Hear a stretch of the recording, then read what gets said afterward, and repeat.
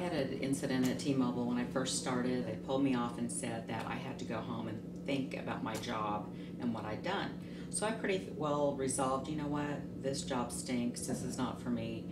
Gave them my badge and they walked me out. Of course, everyone, what's going on? You know, I said, do I need to go ahead and start phone service somewhere else because I was pretty much through. They said no. One of the managers said no, you're going to be fine, but you do need to write a statement about what you're going to do to another SMART plan of what you'll do to combat this in the future.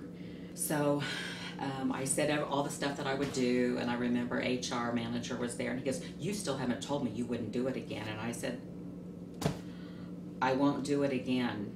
Probably the worst experience I've had at any job I've ever had is at one point I had bad CRT for 3 months in a row. They took me into a room, sat me down, told me they were sending me home with pay so that I can think about if I still wanted to be employed with T-Mobile.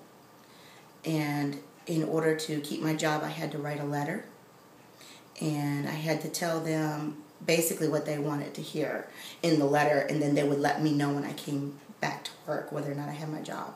I said, look, you know, I'm grown.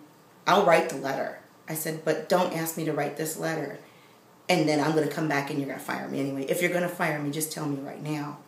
And she said, oh no, the only people that get fired are the people that don't really mean it. So I knew what they wanted in the letters. I used all the T-Mobile phrases that they wanted.